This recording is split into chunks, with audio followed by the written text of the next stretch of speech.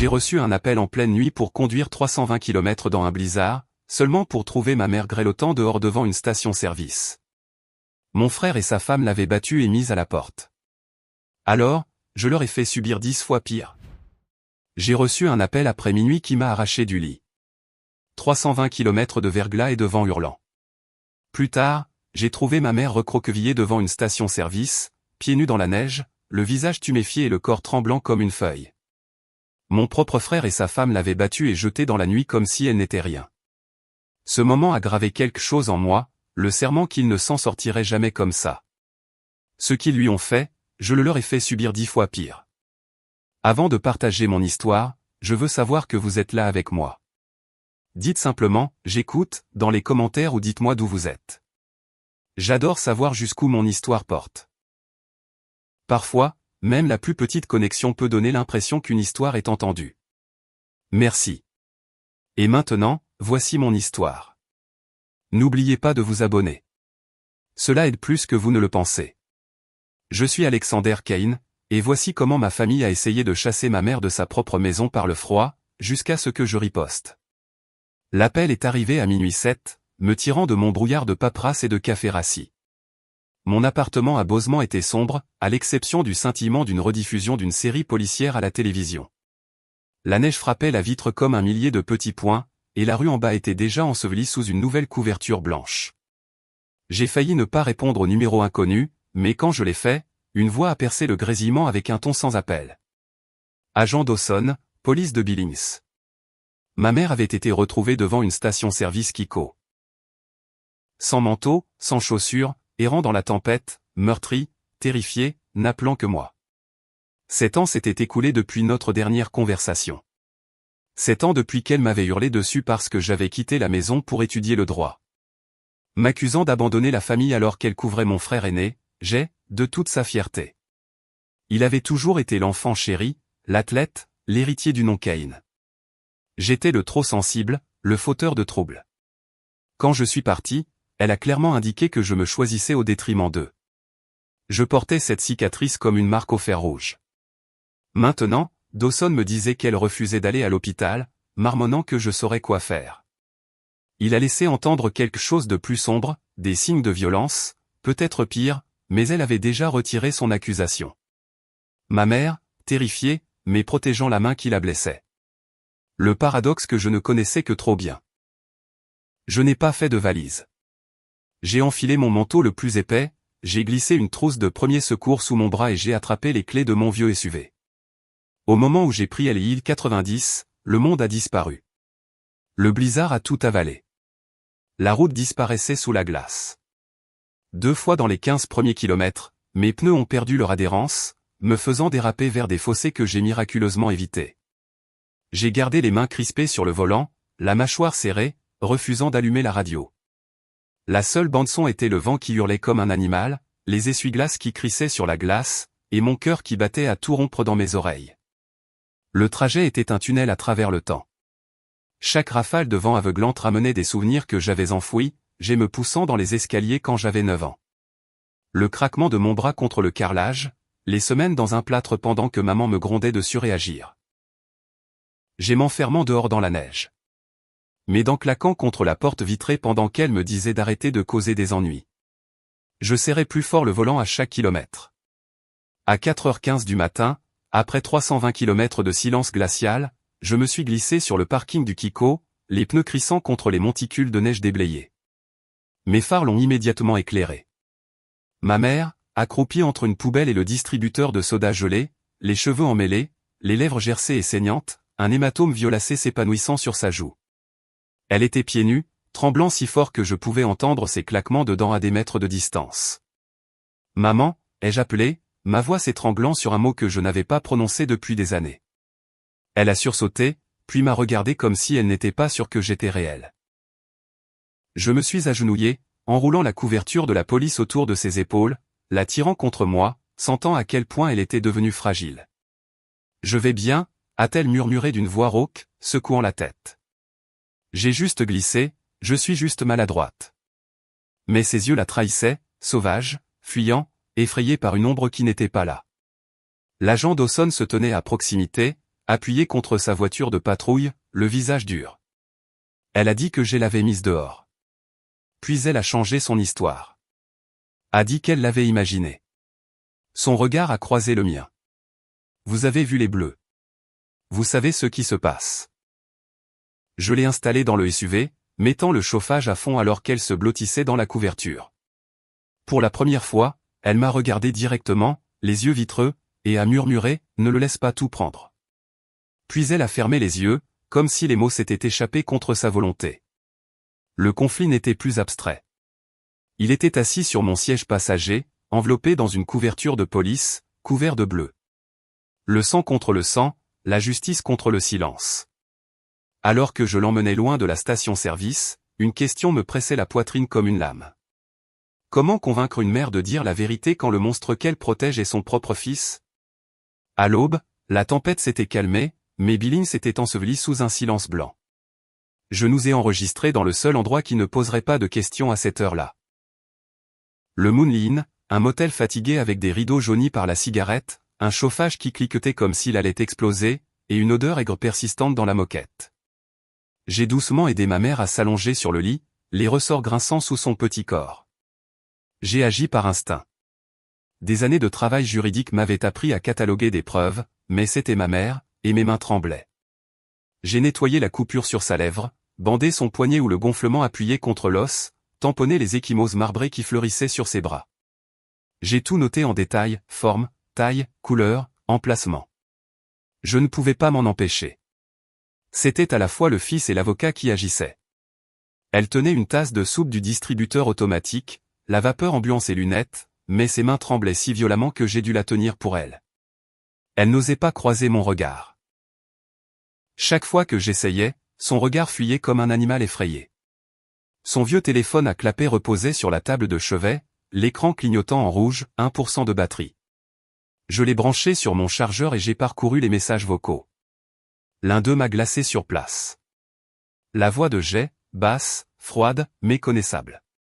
Tu m'as embarrassé, maman. Continue comme ça et personne ne te retrouvera la prochaine fois.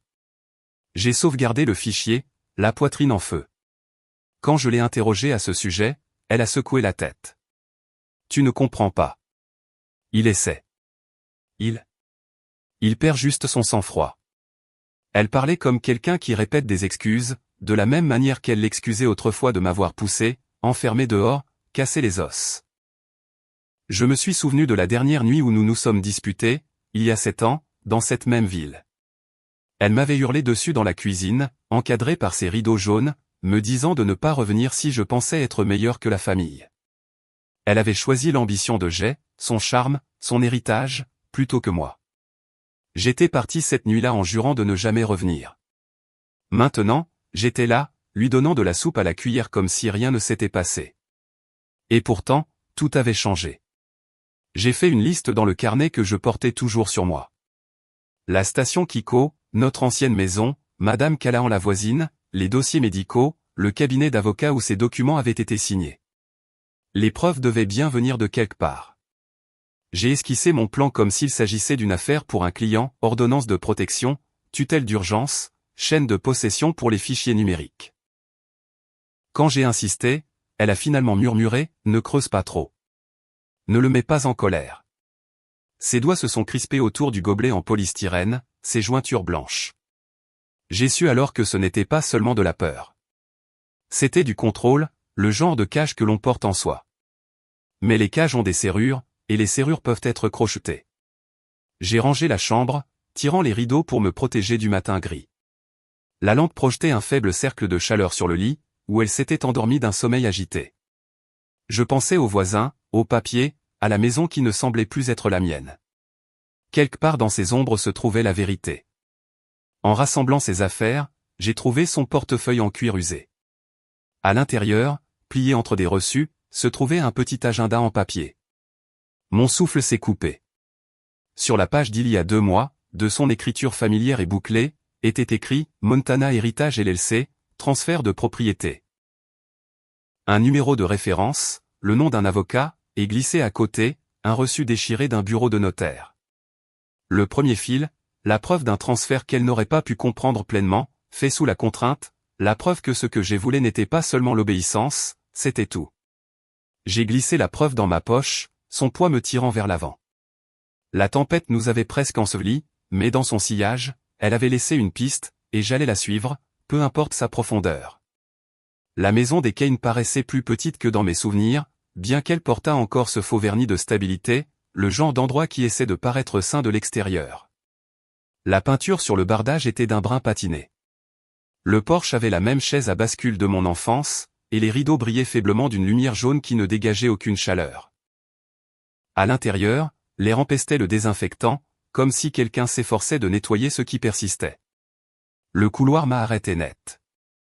Chaque mur était tapissé de photographies, j'ai dans son uniforme de football, Sienna à des galas de charité, leur fille Luna souriant avec des rubans dans les cheveux. Mes yeux passaient d'un cadre à l'autre, et pas une seule fois je ne me suis vu. Je savais où j'aurais dû être, dans les coins des portraits de groupe, mais j'avais été découpé, comme si je n'avais jamais existé. Une photographie de Pâques 1999 avait un bord net, la partie où je me tenais autrefois avait été proprement tranchée. J'ai sorti mon téléphone et j'ai capturé chaque image. La preuve de l'effacement était toujours une preuve. Je me suis agenouillé devant le placard de rangement sous les escaliers. La poussière recouvrait les boîtes en carton empilées à l'intérieur, mais l'une d'elles était marquée au feutre noir, 1999 Alexander. Mon pouce est accéléré quand je l'ai ouverte. À l'intérieur se trouvaient des fragments de mon histoire, traités comme des déchets.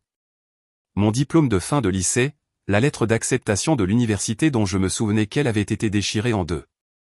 Quelqu'un l'avait recollée, comme pour se moquer du souvenir. Une carte d'anniversaire avec « Fier de toi » écrit en grosses lettres, mais sans nom signé en dessous. Je les ai replacées soigneusement, puis j'ai sorti la boîte pour photographier son contenu, en gardant ma respiration régulière. La cuisine sentait légèrement l'eau de Javel. J'ai ouvert les tiroirs jusqu'à ce que je trouve ce dont j'avais besoin, un reçu froissé d'un cabinet d'avocat local avec la signature de ma mère en bas, attaché au mot « Transfert de propriété, Montana Héritage LLC ». J'ai pris des photos et les ai immédiatement téléchargées sur le cloud. Le cloud était devenu ma police d'assurance, une que je ne pouvais pas me permettre de perdre. C'est dans le salon que la vraie révélation m'attendait. Un vase décoratif sur l'étagère semblait légèrement déséquilibré. Derrière lui, soigneusement câblé contre le mur, se trouvait un petit appareil déguisé en babyphone, mais il était pointé vers la cuisine. J'ai retiré la carte mémoire, l'ai glissée dans mon ordinateur portable et j'ai appuyé sur Play. L'écran s'est allumé avec des images granuleuses. Il y avait Jay, grand et calme, le visage tordu de colère. Ma mère se tenait au comptoir, disant quelque chose que je ne pouvais pas entendre. Puis sa main a giflé son visage. Elle s'est effondrée au sol, sa tête heurtant le bord du comptoir. Sienna est passée, l'expression vide, et d'un geste rapide, elle a ajusté la caméra pour capturer plus clairement les suites avant de s'éloigner. L'horodatage indiquait exactement 21h03, la nuit de la tempête. L'air dans mes poumons est devenu tranchant comme un rasoir. Ce n'était plus des chuchotements et des demi-vérités. C'était l'enregistrement indéniable de la violence. Une voix m'a surpris. Tu ne peux pas t'en empêcher, n'est-ce pas? Sienna se tenait dans l'embrasure de la porte, un peignoir de soie noué à la taille, une tasse de café pendant de sa main comme si elle m'avait observé depuis le début. Son ton était amusé, mais ses yeux avaient une lueur dure. Tu disparais pendant des années, tu abandonnes ta mère, et maintenant tu débarques en jouant les sauveurs. C'est pathétique. J'ai réglé mon téléphone sur enregistrement, gardant ma voix calme. Ce qui est pathétique, c'est de prétendre que c'est normal. Ce que j'ai vu ce soir tiendra devant un tribunal. La violence n'est pas quelque chose que l'on peut effacer avec de l'eau de Javel. Elle a souri avec mépris. Tu crois que quelqu'un va te croire? C'est toi qui t'es enfui. J'ai construit cette famille, pas toi. Je n'ai pas répondu. Au lieu de cela, j'ai remis la carte dans ma poche, déjà synchronisée sur le cloud. Mon travail ici était terminé. Avant de partir, j'ai jeté un coup d'œil au bureau de Jay. Parmi ces contrats éparpillés se trouvait un intitulé « Accord de consultation » signé des initiales CH. Mon instinct m'a dit que c'était Caleb Holt, l'homme d'affaires dont j'avais entendu parler par les voisins. Je l'ai noté dans mon carnet. Le symbolisme m'a accablé en sortant, la photo avec mon visage découpé, la caméra cachée à la vue de tous. Ils avaient essayé de m'effacer, de cacher sa douleur, mais la vérité a une façon de vous regarder en face, même depuis les ombres. Cette nuit-là, dans le motel, j'ai renommé le fichier vidéo « Preuve Marjorie Rowinfort » et j'en ai téléchargé plusieurs copies. Puis, sans un mot, j'ai envoyé à G une image fixe de la séquence, sa main levée contre la joue de notre mère. Aucune explication, aucun message, juste la preuve que j'avais tout vu. Une déclaration silencieuse que le combat avait commencé. De retour au Moonlie Inn, les heures s'écoulaient lourdement. Le chauffage gémissait contre le froid. La soupe que j'avais réchauffée pour ma mère remplissait l'air de l'odeur métallique du bouillon en conserve. Pourtant, elle y touchait à peine.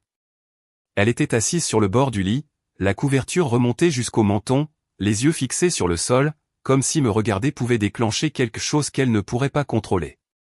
J'ai posé mon ordinateur portable sur le bureau et j'ai lancé la vidéo de la maison des Kane. Quand j'ai tourné l'écran vers elle, elle a porté ses mains à sa bouche.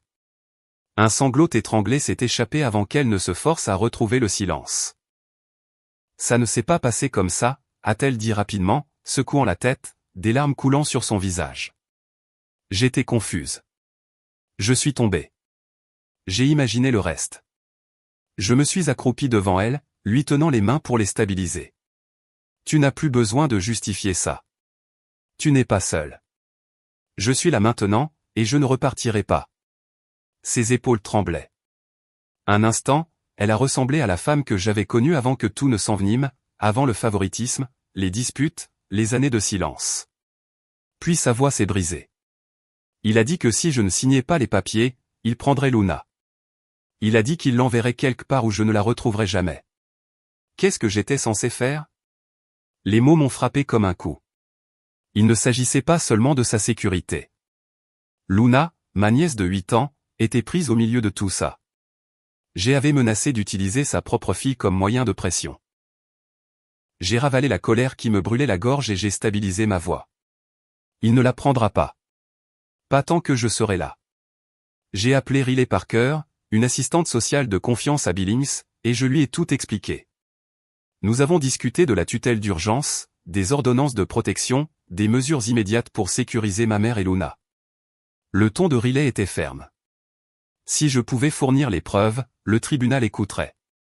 Pour la première fois depuis des années, j'ai senti que le vent tournait en ma faveur. Mais quand je suis retourné à mon ordinateur portable pour rédiger les requêtes, l'écran a vacillé. Des lignes de code ont défilé. Puis tout a disparu. Les documents que j'étais en train de construire, envolés. J'ai essayé les sauvegardes, pour les voir se dissoudre sous mes yeux. Mon pouce est emballé. Ce n'était pas un accident. Mon ordinateur avait été piraté. J'ai lancé des diagnostics, mais les résultats étaient clairs. Quelqu'un m'avait tout effacé. Mon dossier était supprimé avant même de pouvoir exister. Je savais exactement qui avait les ressources et la motivation. Je n'attendais pas les avocats ou les ordonnances du tribunal. Il était déjà dans mes fichiers, effaçant mes fondations avant même que je puisse les poser. La pièce est devenue plus oppressante, le chauffage cliquetant comme un battement de cœur arythmique. Ma mère était assise en silence, sa soupe intacte, les yeux vitreux, comme si l'abandon était sa seule option. J'ai su alors que je ne pouvais pas mener cette bataille seule. J'ai fermé l'ordinateur portable, j'ai expiré lentement et j'ai pris une décision. Il y avait une personne qui pouvait rééquilibrer les choses. Declan Walsh, un vieil ami de Bozeman, le genre d'homme capable de trouver une faille dans n'importe quel pare-feu et de l'ouvrir en grand. J'ai enfilé mon manteau et je me suis assis sur le bord du lit, regardant ma mère. Repose-toi. Demain, tout change. Alors qu'elle sombrait dans un sommeil léger, je me suis glissé dans le couloir. La tempête au dehors s'était calmée, mais dans ma poitrine, elle venait à peine de commencer. Le rustis pur sentait la fumée rassie et le whisky bon marché, le genre d'endroit où les secrets collaient au mur lambrissé. Des enseignes au néon pour des bières bourdonnaient faiblement et un jukebox jouait une chanson country que personne ne semblait écouter. Quelques têtes se sont tournées quand je suis entré, le genre de regard rapide qui disait que les étrangers étaient remarqués ici. J'ai gardé les mains dans les poches de mon manteau, le téléphone déjà réglé pour enregistrer, et je me suis dirigé vers le bar où Caleb Holt était assis, sirotant un verre de bourbon. Il avait l'air plus vieux que dans mes souvenirs, bien que sa silhouette portât encore cette sorte d'arrogance qui vient de trop d'accords conclus en coulisses. Il a souri en me voyant, comme s'il s'était attendu à cette rencontre. Tiens, si ce n'est pas le fils prodigue, a-t-il dit en levant son verre. À quoi dois-je cet honneur? J'ai commandé un café dont je savais qu'il aurait un goût de cendre brûlée, plus pour avoir quelque chose à tenir que pour boire. Je suis venu vous poser des questions sur Montana Heritage LLC, ai-je dit d'un ton neutre. Son expression n'a pas changé, mais ses yeux se sont légèrement plissés. Il a fait tourner son verre, regardant le liquide ambré capter la faible lumière. Fais attention, gamin. Tu ne sais pas dans quoi tu mets les pieds. J'en sais assez, ai-je dit, en gardant ma voix stable. 200 000 $ déplacés du compte de ma mère sans son consentement, sa signature falsifiée. Et bizarrement, votre nom continue de tourner autour. Caleb a eu un petit rire bas et froid. Tu penses être le premier Kane à essayer de fouiner dans les affaires de famille. J'ai des amis puissants, le genre qui n'aiment pas qu'on les dérange. Il s'est penché plus près, son haleine chargée de whisky. Rends-toi service. Laisse tomber. J'ai appuyé plus fort sur le bouton d'enregistrement dans ma poche, comme pour forcer le téléphone à capturer chaque syllabe. Ça n'arrivera pas. Sa mâchoire s'est crispée. Peut-être que l'alcool lui a délié la langue. Ou peut-être qu'il voulait m'intimider. Quoi qu'il en soit, la vérité a fini par sortir. Tu crois que j'ai fait ça tout seul? J'ai eu 20% pour faire disparaître les choses. La paperasse, les signatures, les problèmes comme ta mère. Tout le monde prend sa part. C'était une confirmation, claire et accablante. Mon estomac s'est noué, mais j'ai gardé un visage impassible, me forçant à ne pas montrer mon triomphe. La voix de Declan a alors bourdonné dans mon oreillette, son ton sec. J'ai retracé le transfert. 200 000 $ directement dans Heritage LLC. Ils l'ont fait sortir en plus petite somme. C'est une preuve irréfutable d'abus financier. Avant que je puisse répondre, un homme assis sur le tabouret de bar voisin s'est penché vers moi, son visage caché sous une casquette usée. Sa voix était basse, juste pour moi. On te suit. Ils t'ont à l'œil depuis le motel. Fais gaffe à tes arrières. Les poils de ma nuque se sont hérissés. J'ai jeté un regard autour du bar. Chaque ombre était maintenant une menace. J'ai remis le téléphone dans ma poche, je me suis levé et je suis parti sans finir mon café. L'air nocturne était glacial contre mon visage alors que je traversais le parking. Mon SUV était garé sous le lampadaire vacillant. En m'approchant, j'ai vu des fissures en toile d'araignée sur le pare-brise.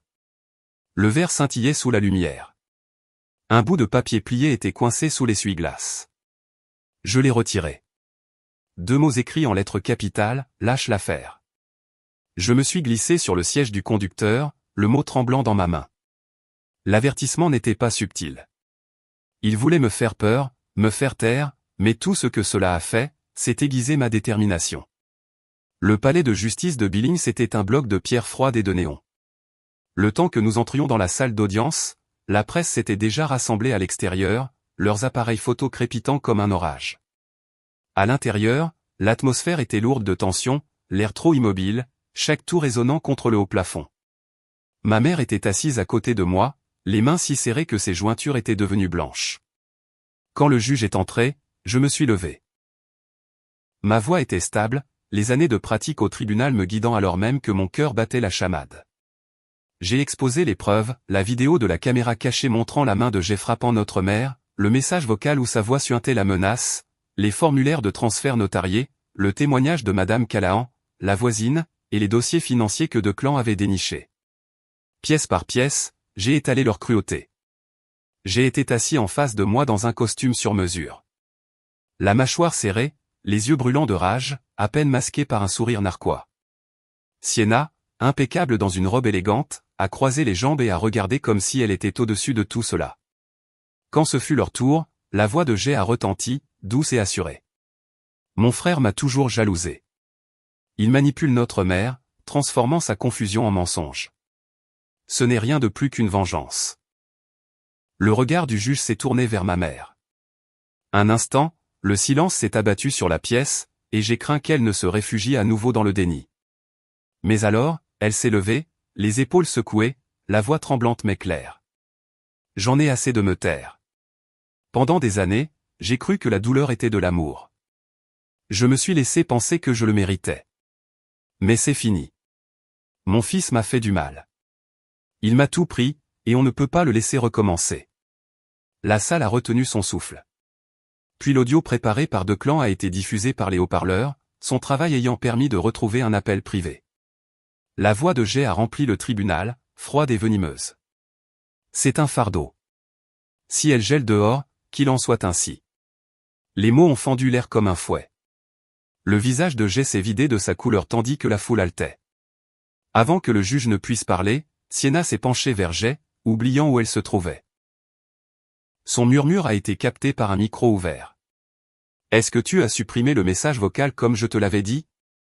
Des halètements ont de nouveau parcouru la salle, les journalistes griffonnant furieusement, la galerie bourdonnant. Le juge a frappé de son marteau, rétablissant l'ordre. Sa décision fut rapide et ferme. Il m'a accordé la tutelle temporaire de ma mère, a émis une ordonnance de protection d'urgence contre Jay et Sienna, et a ordonné une enquête complète sur Montana Heritage LLC. Les mots ont résonné comme le tonnerre, finaux et inflexibles. Le masque de Jay s'est fissuré. Il est resté rigide, stupéfait, tandis que le sang-froid de Sienna s'est dissous, ses yeux cherchant frénétiquement une issue. Ma mère s'est affaissée sur sa chaise, des larmes coulant sur ses joues, non pas de peur cette fois, mais de soulagement.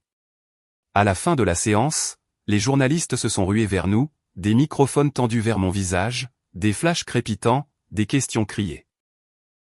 J'ai protégé ma mère du mieux que j'ai pu, mais même moi, je ne pouvais ignorer le son qui montait déjà au-delà des portes du palais de justice. Sur les réseaux sociaux, une expression avait commencé à se répandre comme une traînée de poudre, #FreezerOut, laissez-la geler. Au moment où nous sommes sortis, le chant de la foule remplissait l'air. Des inconnus tenant des pancartes, leur voix s'élevant, non pas pour juger, mais en solidarité. Mon combat n'était plus seulement le mien. Le silence avait été rompu, et le monde écoutait enfin. Les lumières du studio étaient aveuglantes, plus dures que n'importe quelle lampe de tribunal ou projecteur de police que j'avais affronté. Elles inondaient la scène d'une lueur stérile, ne laissant aucune chance de se cacher. À l'extérieur du bâtiment du Montana Chronicle, la foule s'était rassemblée par centaines, tenant des pancartes faites à la main, scandant par vagues qui montaient et descendaient comme la marée. #FreezerOut s'était propagé au-delà de Billings, au-delà du Montana, prenant comme une traînée de poudre à travers le pays. Maintenant, l'histoire n'était plus seulement la mienne ou celle de ma mère. Elle appartenait à tous ceux qui avaient été réduits au silence dans leur propre foyer. Tessa Brooks était assise en face de moi, calme et posée, ses notes empilées mais intactes. Elle n'en avait pas besoin. L'histoire avait pris son propre élan. Alexander, a-t-elle commencé, sa voix perçant la tension. Ramenez-nous à cette nuit-là. Qu'avez-vous vu en trouvant votre mère? Les caméras ont pivoté, capturant mon visage en gros plan. J'ai pris une profonde inspiration. J'ai conduit 320 km dans un blizzard. Quand je suis arrivé, elle était devant une station-service, pieds nus, grelottante, le visage couvert de bleu. Et ce n'était pas un accident. Mon frère et sa femme l'ont mise là. Ils l'ont battue et jetée dehors dans la tempête. Ma voix a vacillé, mais je ne l'ai pas laissée se briser. Elle serait morte de froid si quelqu'un ne l'avait pas trouvée. Ce n'est pas une famille. C'est de la cruauté. Un silence est tombé dans le studio et même à travers la vitre, je pouvais entendre l'immobilité étouffée de la foule à l'extérieur. Tessa a hoché la tête, puis a lancé la séquence. Sur le moniteur, ma mère est apparue, assise sur la chaise du motel, la voix tremblante. Je croyais que la douleur signifiait l'amour, a-t-elle confessé, ses mains agrippant la couverture autour de ses épaules. Je pensais que si je l'endurais, il resterait. Mais j'avais tort. Les mots ont ouvert une brèche. Ma poitrine s'est serrée tandis que le public haletait doucement. Leur silence était plus puissant que des applaudissements. Puis est venu le son qui allait tout changer. La fuite de Declan, parfaitement synchronisée, a été diffusée par les haut-parleurs. La voix de Jay, basse et venimeuse, a rempli l'émission. C'est un fardeau. Si elle gèle dehors, qu'il en soit ainsi. L'effet a été immédiat. Les journalistes dans la galerie ont explosé, tapant furieusement, les appareils photo crépitants. Des halètements ont résonné à l'extérieur, suivis de chants qui sont devenus plus forts, plus en colère. Mes poings se sont serrés sur mes cuisses, mon pouls martelant. Le pays entendait la vérité, sans filtre. Comme si cela ne suffisait pas, la voix de Sienna s'est glissée dans la diffusion, captée par un micro ouvert plus tôt dans la journée. Je t'avais dit de supprimer le message vocal. Ses propres mots la trahissaient, confirmant le complot pour tout dissimuler. Le public a rugi de colère, la foule à l'extérieur martelant les fenêtres du studio. Et puis, au milieu de tout cela, une alerte info a clignoté en bas de l'écran. Montana Heritage LLC, l'empire chéri de Jay, s'était effondré. Un contrat majeur avait été annulé. Les investisseurs s'étaient retirés et Caleb Holt avait retiré sa participation, faisant maintenant face à une enquête fédérale pour fraude et exploitation de personnes âgées. Le studio a bourdonné de choc alors que l'annonce défilait sur les prompteurs. Même Tessa, posée et expérimentée, a haussé les sourcils d'étonnement. Je suis resté immobile, chaque nerf de mon corps électrique. La vérité n'était plus quelque chose que je portais seul. Elle était là, irréversible, inarrêtable. Les lumières vives au-dessus de moi ne ressemblaient plus à un interrogatoire. Elles ressemblaient à la lumière du soleil. Quand le segment s'est terminé, mon téléphone a vibré. Un SMS d'un numéro inconnu brillait sur l'écran. Il est temps que tu disparaisses. Ce n'était pas un bluff griffonné sur un bout de papier. C'était une menace intentionnelle. Mon histoire avait atteint la nation, et maintenant, les enjeux m'avaient atteint. Mars a apporté un lent dégel, la neige se retirant en bambou le long des routes. Je suis retourné à la maison des Kane avec un shérif adjoint à mes côtés et l'ordonnance du tribunal dans ma mallette. La maison avait la même apparence de l'extérieur, mais à l'intérieur, elle était vide, comme une scène après que le rideau est tombé. L'odeur de désinfectant s'accrochait au mur, âcre et futile, comme si le nettoyage pouvait effacer ce qui avait été fait là. J'ai franchi le seuil, l'ordonnance à la main. C'était le moment que j'attendais, non pas la vengeance, mais la clôture. Les papiers m'accordaient la tutelle permanente de ma mère et de Luna, ainsi que le dédommagement que Jay avait été condamné à payer. La famille qu'il prétendait avoir construite appartenait désormais aux personnes qu'il avait tenté de détruire. Jay était déjà à l'intérieur, faisant les 100 pas, son costume froissé, ses cheveux en désordre. Ses yeux brûlaient quand ils m'ont trouvé. « Tu crois que tu as gagné ?» a-t-il craché. « Tu as détruit cette famille. Tu l'as déchirée. » J'ai répondu à sa fureur par le calme. « Je n'ai rien détruit. Je reconstruis ce que tu as brisé. » Puis est venue la plus petite voix de la pièce. Luna, debout en haut de l'escalier, agrippant la rampe à deux mains. Sa voix tremblait mais a traversé le silence. « Je veux vivre avec oncle Alexander. Je suis fatigué. » Le poids de ces mots est tombé comme une pierre. Le visage de Jay s'est décomposé, la fureur se transformant en quelque chose de fragile et de désespéré. Il s'est élancé vers elle, mais les adjoints sont intervenus, le retenant. Il s'est débattu en criant « Elle est à moi. Tu ne peux pas me la prendre !» La porte d'entrée s'est ouverte, et d'autres officiers ont fait irruption. L'ordonnance de protection avait été violée au moment où il s'était approché de ma mère et de Luna. Ils l'ont menotté alors qu'il hurlait, sa voix rauque de rage. Sienna se tenait figée, les yeux vides, le mascara coulant sur ses joues. Elle n'a rien dit pendant que son mari était emmené, son silence plus fort que ses cris. Alors que les officiers fouillaient la maison, l'un d'eux a appelé depuis le sous-sol. Ils ont remonté un disque dur, poussiéreux et dissimulé sous une lame de plancher lâche. Une fois consulté, il a révélé des contrats, des documents falsifiés, une série de noms au-delà de celui de ma mère, d'autres victimes âgées dont les vies avaient été dépouillées de la même manière. L'affaire ne concernait plus seulement ma famille. C'était devenu un réseau criminel, et Jay en était le centre. Cette découverte a scellé son destin. Il ferait face non seulement à un jugement civil, mais aussi à des poursuites pénales, probablement des années de prison. Sienna, privée de son statut social et de ses liens professionnels, s'est effacée dans l'isolement. Caleb Holt a été démis du conseil de l'immobilier, faisant face à ses propres accusations fédérales. La toile s'est entièrement dénouée. Pour nous, la guérison a commencé dans une maison de location dans une rue calme de Billings. Les murs étaient nus, les pièces petites, mais la lumière entrait par les fenêtres avec une chaleur que nous n'avions pas connue depuis des années. Ma mère a planté des jonquilles dans le jardin avec Luna, agenouillée dans la terre dégelée, leurs mains couvertes de terre. Elles fleuriront même après les hivers les plus froids, lui a dit ma mère. Un soir, j'ai trouvé une lettre pliée soigneusement sur la table de la cuisine, de l'écriture de ma mère. Tu ne m'as jamais laissé geler 2 fois. J'ai fait le mauvais choix avant.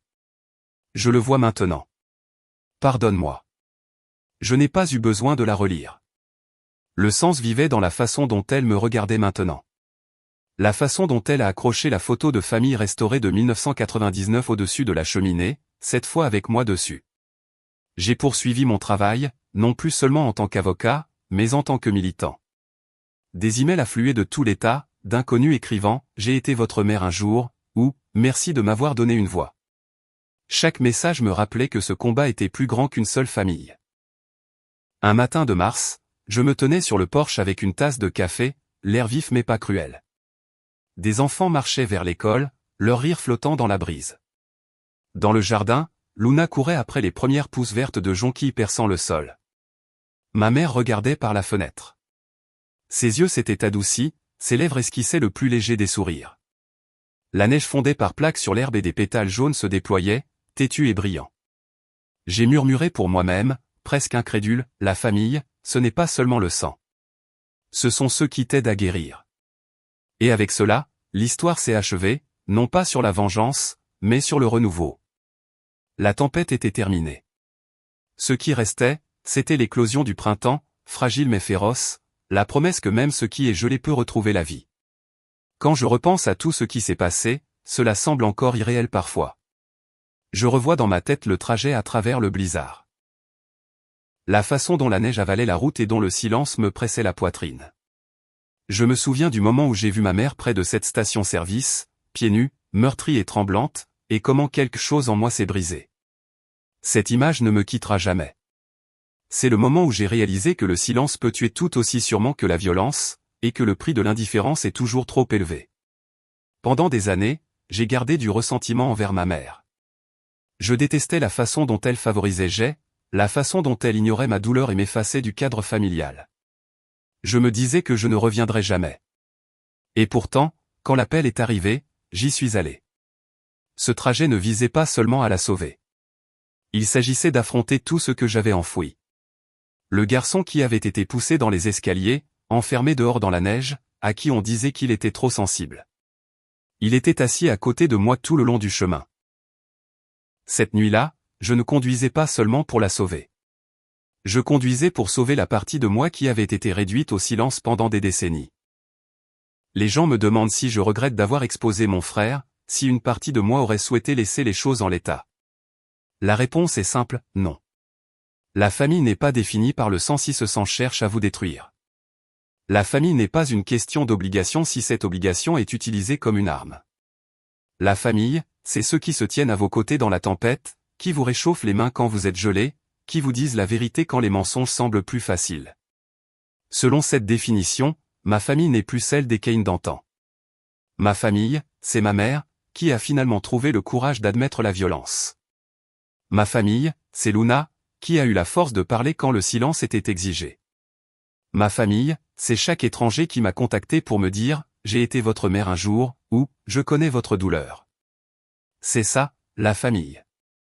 La reconstruction, la guérison, le choix d'être unis. Cette histoire n'est pas seulement la mienne. Elle appartient à chaque personne à qui on a dit de se taire. Elle appartient à chaque victime qui s'est convaincue que la douleur était de l'amour. Elle appartient à tous ceux qui ont été effacés de leurs propres photos, découpés de leur propre histoire, à qui on a dit qu'ils n'avaient pas leur place. Je veux que vous sachiez que vous avez votre place.